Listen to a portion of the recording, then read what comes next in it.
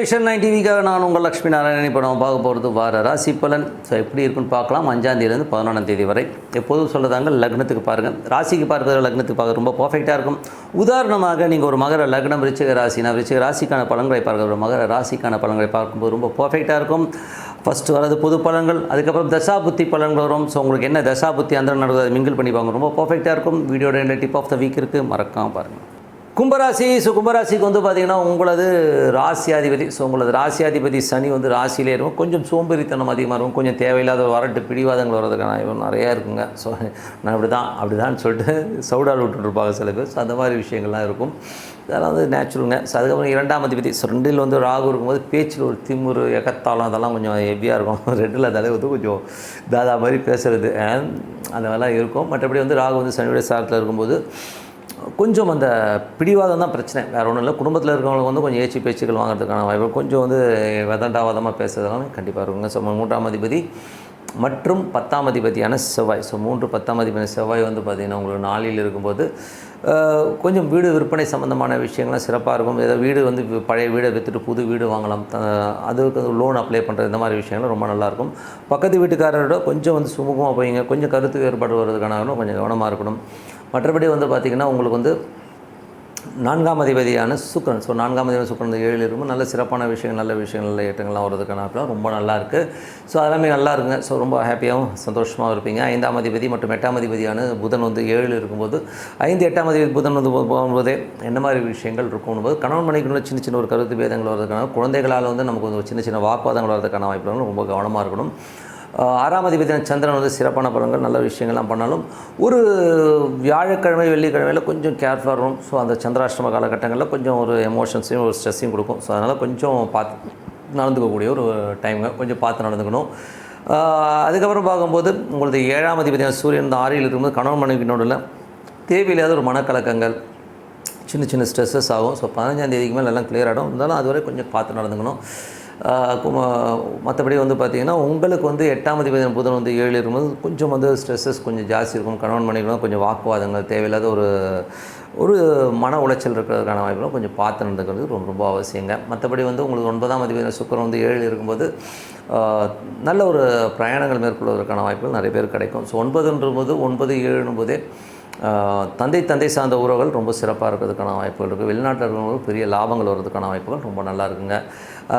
அதுக்கப்புறம் பார்க்கும்போது உங்களது 10ஆம் அதிபதி, ஸோ 10ஆம் அதிபதியான செவ்வாய், ஸோ 10ஆம் அதிபதி செவ்வாய் வந்து உங்களுக்கு வந்து 4ல் இருக்கும்போது நல்ல ஒரு ஏற்றங்கள், நல்ல ஒரு விஷயங்கள்லாம் நடக்கும். ஸோ தொழில் ரீதியான விஷயங்கள் ஏதாவது லோன் சப்ளை பண்ணிங்கன்னா கிடைக்கிறதுக்கான வாய்ப்புலாம் இருக்குது. ஒரு ரியல் எஸ்டேட், வண்டி வாகனங்களால் வந்து தொழில் பண்ணுறவங்களும் சிறப்பான வளர்ச்சி, நல்ல வளர்ச்சி கிடைப்பதற்கான வாய்ப்புலாம் ரொம்ப நல்லா இருக்குது. 11ஆம் அதிபதியான குரு வந்து உங்களுக்கு வந்து 4ல் இருக்கும்போது சொத்துக்களால் நல்ல லாபம், வண்டி வாகனம் நல்ல லாபங்கள் வர்றதுக்கான வாய்ப்பு ரொம்ப சிறப்பாக இருக்குங்க.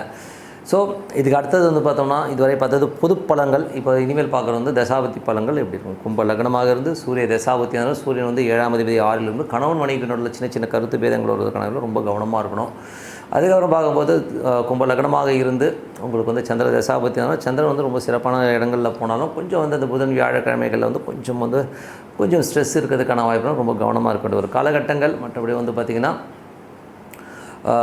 கும்ப லக்னமாக இருந்து செவ்வாய் தசாபதி, செவ்வாய் வந்து பார்த்திங்கன்னா உங்களுக்கு வந்து 3, 9ஆம் அதிபதி 4ல் இருக்கும்போது சொத்துக்கள் விற்பனை, வண்டி வாகனங்கள் விற்பனை இதெல்லாமே ரொம்ப சிறப்பாக இருக்குங்க. ஸோ அதெல்லாம் ஒரு பழைய வண்டியை கொடுத்துட்டு புது வண்டி வாங்குறது, ஒரு பழைய வீடெல்லாம் விற்றுட்டு இப்போ புது வீடு வாங்கலாம் அப்படிங்கிற எண்ணங்கள், ஒரு சொத்தை கொடுத்துட்டு இன்னொரு சொத்து வாங்குறது, இந்த மாதிரி விஷயங்கள்லாம் ஏற்படுவதற்கான வாய்ப்புகள் நிறைய இருக்கும். ஸோ மற்றபடி வந்து பக்கத்து வீட்டுக்காரோட சின்ன கருத்து மோதல் வருவதற்கான வாய்ப்பு இருக்குன்னா ரொம்ப கவனமாக இருக்கணும்.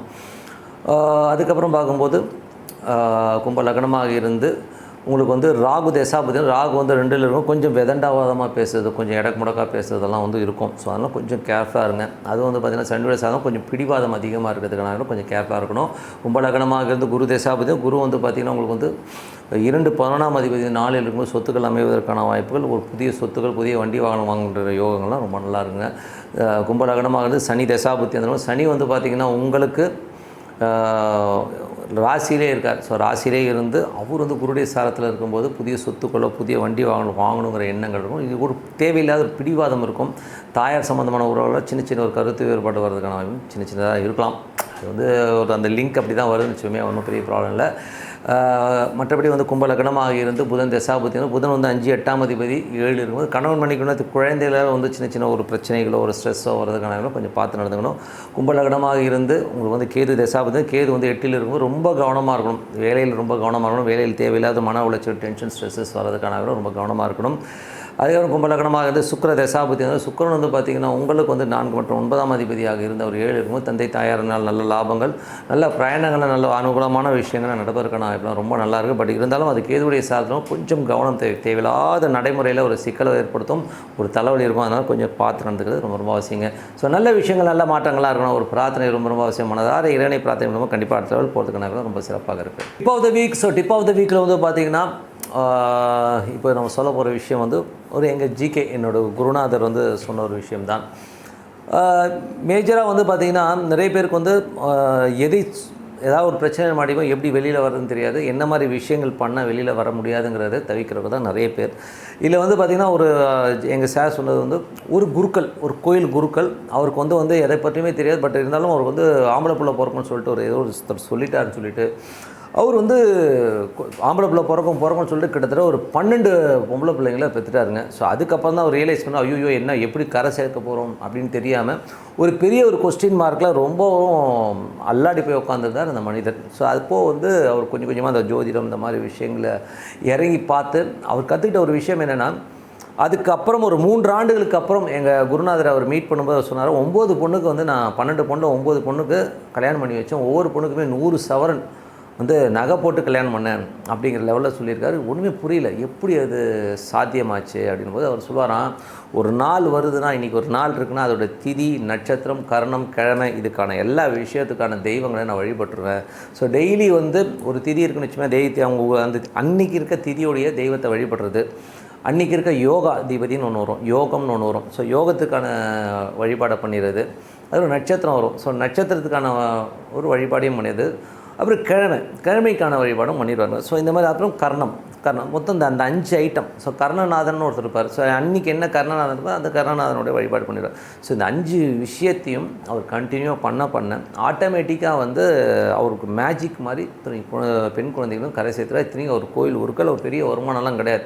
எப்படிங்க சாமி சொல்லுவீங்க அப்படின்னும் போது யாராச்சும் ஒருத்தர் வந்து பெரிய மனுஷன் வருவான் கோயிலுக்கு வந்து சாமி கும்பிட்டு வருவார், ஏதோ ஒரு பிரச்சனையை நினச்சி அழுவார், என்ன விஷயம்னு கேட்பேன், அவர் ஒரு பிரச்சனையை சொல்லுவார். இந்த மாதிரி வந்து உதாரணத்துக்கு ஒரு பொண்ணுக்கு வந்து கல்யாணம் ஃபிக்ஸ் ஆகுது, ஆனால் திடீர்னு பார்த்தா காது கேட்காம போயிடுது. என்னென்னா, இல்லைங்க நீங்கள் வந்து ஒன்றும் இல்லை, நீங்கள் இந்த கோயிலுக்கு போங்க, இந்த மாதிரி பிரார்த்தனை பண்ணுங்கன்னு நான் சொல்லுவேன். அவர் சரிங்க நான் பண்ணுறேங்கன்னுவார். அப்போ நீங்கள் நல்லபடியாக ஆச்சுன்னா எனக்கு எதாச்சும் பண்ணி கொடுக்கணும், இந்த மாதிரி எனக்கு பொண்ணுங்கிற நீங்கள் கவலைப்படாதீங்க, ஒரு பொண்ணுடைய கல்யாண செலவை நான் ஏற்றுக்கிறேன்னு சொல்லிட்டு போயிடுவார். ஆனால் அவங்க பிரச்சனை தீர்ந்து எனக்கு வந்து அந்த பொண்ணுக்கு தேவையான நகை நட்டு போட்டு அவரே கல்யாணம். இந்த மாதிரி ஒவ்வொருத்தரும் வந்து தான் எனக்கு வந்து கிட்டத்தட்ட ஒரு 9 பெண்களை வந்து நான் கரை சேர்த்தேன் அப்படின்னா. ஸோ ஒரு பிரார்த்தனைக்கு வந்து எவ்வளோ ஒரு வலிமை இருக்குது. அது வந்து ஒரு திதி, கர்ணம், நட்சத்திரம், கிழமை, யோகம், இந்த 5க்கு 5 நீங்கள் நோட் பண்ணிக்கிங்க. இந்த 5ஐயும் வந்து படிச்சுட்டு வந்தால் யோகம்னு சொல்கிறாங்க. ஸோ பஞ்சாங்கம் சொல்லுவோம், அதை தான். ஸோ இந்த பஞ்சாங்கத்தை படிப்பது ரொம்ப யோகம். அதுலேயும் வந்து பார்த்திங்கன்னா இந்த 5 அங்கங்களையும் நீங்கள் வழிபாட்டில் கொண்டு வந்துட்டிங்கனாலே நீங்கள் வந்து கண்டிப்பாக அடுத்த லெவல் போகிறதுக்கான வாய்ப்பு ரொம்ப சிறப்பாக இருக்குது.